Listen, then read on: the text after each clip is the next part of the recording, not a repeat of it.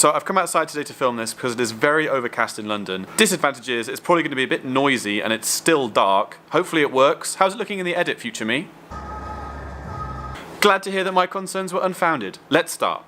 So, how do you maintain your language skills when you are not in the country? Now, perhaps you could go and do evening classes and things like that, but what I want to talk about is little things that you can do just 5 or 10 minutes a day to keep up your language skills. Now, what I'm going to mention is going to apply equally to all languages, but my knowledge at the moment is in German. So when I give specific examples, it's always going to be about German. So bear with me on that, but the advice in general should apply to everything.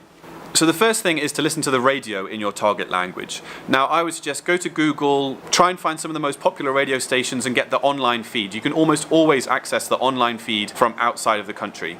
Talk radio in particular is going to be really helpful, stuff to do with politics maybe if that's your interest, but also just music. A lot of, for example, French radio stations will always play French music, German stations will play German music, and just putting this stuff on in the background is a really great way to slowly osmosis things into your head. Now in German I like Deutsche Welle. They actually do daily podcasts that give you the sort of news in brief, and you can get a version that's spoken really slowly or you can get a version that's spoken at normal speed. I'll put a link in the description. But also in German there's Fritz Radio, which is really good, kind of like rock and indie alternative, and then 1 Live, which is sort of more pop and dance kind of stuff, also really good.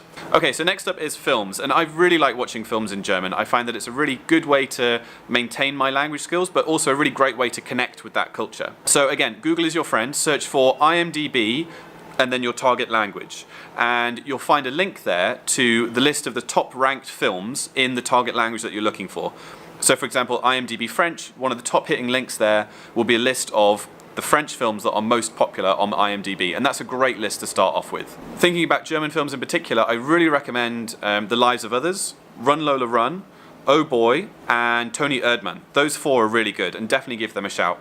Also, if you're doing basically any continental European language, then just watch Inglourious Basterds over and over again. It's a great film, and there's lots of French and German. Okay, third thing, books. I've actually done a whole video about books in German, so if you click the link here, and I think that's the first time I've pointed in the right direction, by the way, click the link here, then that will take you to my whole video about books. But in short, in any target language, comic books are your friend, graphic novels are really good, because the story is told through pictures, but also through normal dialogue between people, and that's what you're really looking for when you're first learning off, is as much dialogue, natural dialogue and conversation between 2 people as you can find. So graphic novels are really good, and kids books as well, but don't worry about them being kids books. I think most kid books are really, really famous and well known because they also have a really interesting story behind them. So stuff like Harry Potter translations are really good, Roald Dahl translations are really good. Again, consider going to Amazon in the country of your target language and just searching for like young adult fiction and seeing what's popular. That will be a really good starting point. Last thing on books though is that I'd really recommend getting a Kindle or other kind of e-reader. Something that's really cool about that is that when you're reading through a book, you can do a long press on a word that you don't understand and it will pop up with the English translation. And that's really great because it means that you don't have to step out of the experience in order to read through the book. Okay, number 4 is YouTubers. You're watching this video on YouTube and there is a rich collection of YouTubers from across the world doing so many really cool, interesting things. Find somebody you like in your target language, follow them, try and understand.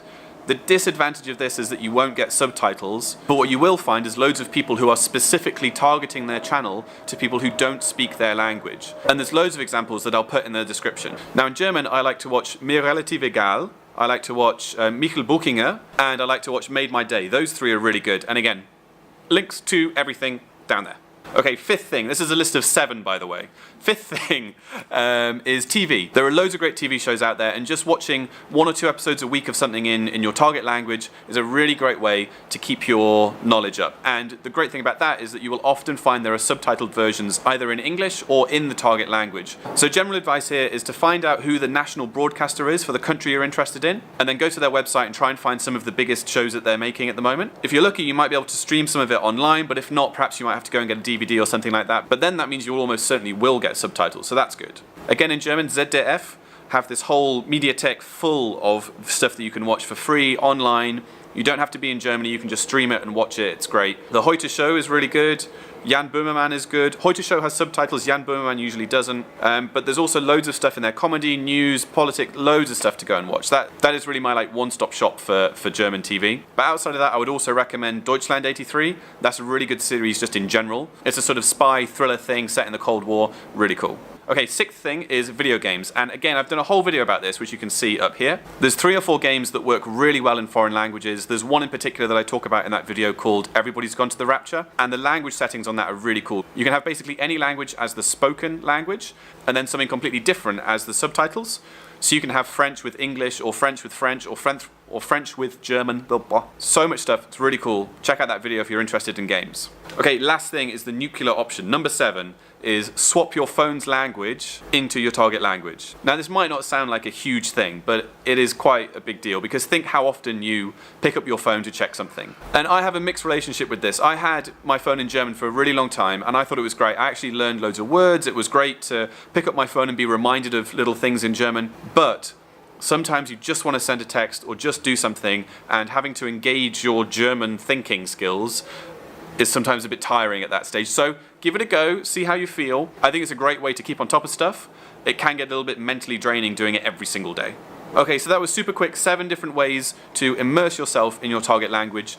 And my final advice is don't try and do all of these things all at once. I, for example, might watch Jan Böhmermann maybe once every fortnight or so. I might listen to the radio or listen to German music perhaps once a day maybe, and I wouldn't necessarily expect to finish a German book perhaps any more often than once every month or 2 months, but doing a little bit of this sort of stuff, literally 5 or 10 minutes a day, will really help. Okay, I hope that was helpful, just a super short one this time. Let me know what you think about this. Is there anything I missed? Have you got any resources you can link us to for French, Spanish, whatever? Let me know, I would love to hear it. But until next time, thank you for watching, and I will see you soon.